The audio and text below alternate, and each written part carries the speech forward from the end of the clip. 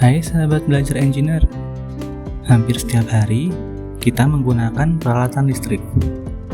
Mulai dari menyalakan lampu, menggunakan AC, memutar kipas angin, menonton TV, membalas pesan WA, atau sekedar menonton video ini. Selain itu, masih banyak lagi peralatan yang menggunakan listrik. Kita hampir tidak bisa terlepas dari energi listrik.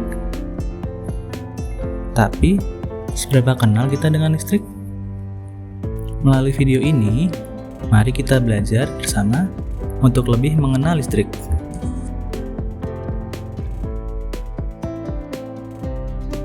Berdasarkan Kamus Besar Bahasa Indonesia atau KBBI, listrik adalah daya atau kekuatan yang ditimbulkan oleh adanya pergesekan atau melalui proses kimia. Dapat digunakan untuk menghasilkan panas atau cahaya, atau untuk menjalankan mesin.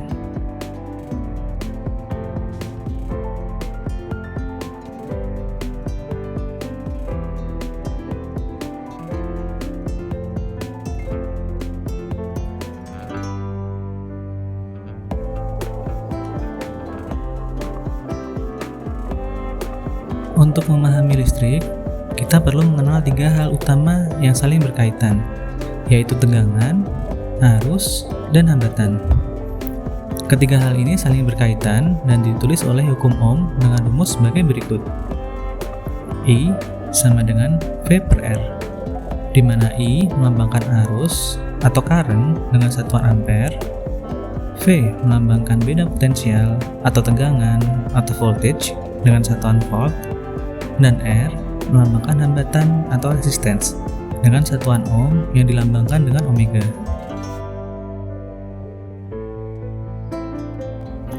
Hukum Ohm tersebut bisa diartikan besarnya arus yang mengalir melalui sebuah penghantar akan berbanding lurus dengan beda potensial atau tegangan dan berbanding terbalik dengan hambatannya. Semakin besar tegangan, maka akan semakin besar arusnya. Akan tetapi, semakin besar hambatannya, akan semakin kecil arusnya.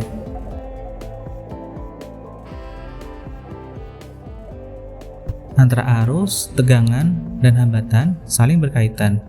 Sehingga, untuk mencari hambatan, kita bisa menggunakan rumus R sama dengan V per I.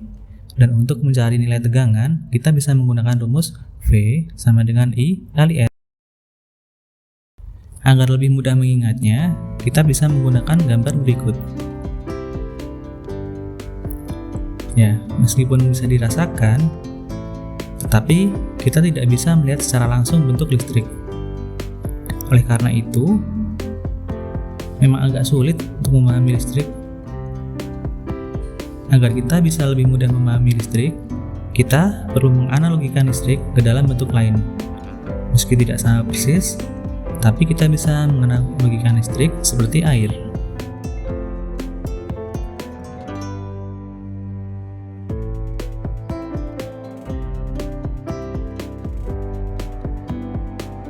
Pertama-tama, kita memerlukan 2 buah tandon.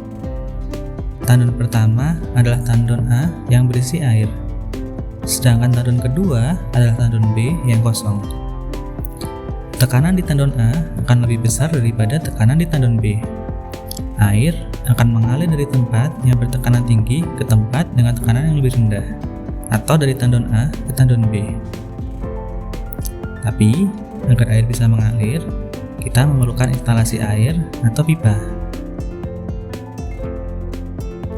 Ketika keran air dibuka, air akan mengalir dari tandon A ke tandon B. Debit atau aliran air dipengaruhi oleh perbedaan tekanan antara tandon A dan tandon B, serta luas penambang pipa dan besarnya bukaan keran. Semakin besar perbedaan tekanan, maka aliran air akan semakin besar. Semakin besar luas penambang pipa dan bukaan keran, maka hambatan akan semakin kecil dan aliran air akan semakin besar. Listrik bisa dianalogikan seperti air tadi. Sekarang, kita memiliki baterai yang memiliki perbedaan potensial atau tegangan antara kutub positif dan negatif. lampu sebagai beban atau hambatan, serta konduktor atau kabel untuk mengalirkan arus. Perbedaan tekanan air bisa dianalogikan seperti perbedaan potensial atau tegangan. Pada instalasi air, ketika keran dibuka, air akan mengalir dari tandon A ke tandon B. Pada instalasi listrik, ketika saklar ditutup, arus akan mengalir dari kutub positif ke kutub negatif. Nah, aliran air yang tadi bisa kita analogikan seperti aliran arus listrik. Besarnya arus yang mengalir dipengaruhi oleh besarnya tegangan dan hambatan pada rangkaian listrik tersebut. Semakin besar tegangan, maka semakin besar arus yang mengalir. Semakin kecil hambatannya, maka arus yang mengalir juga akan semakin besar. Hambatan pada instalasi air bisa dianalogikan seperti hambatan pada rangkaian listrik. Untuk memperbesar aliran air, selain dengan mengurangi hambatan dengan cara memperbesar ukuran pipa, kita juga bisa menambah perbedaan tekanan antara tandon A dan tandon B. Misalnya dengan memasang pompa. Tetapi hati-hati, kita perlu memperhatikan kemampuan instalasi air untuk menghindari kebocoran dan kerusakan. Begitu pula dengan rangkaian listrik.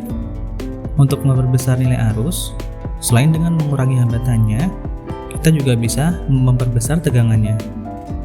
Akan tetapi, perlu diperhatikan kemampuan peralatan serta instalasi listrik untuk menghindari kerusakan serta hubung singkat. Pada video selanjutnya, kita akan membahas lebih dalam untuk lebih mengenal listrik.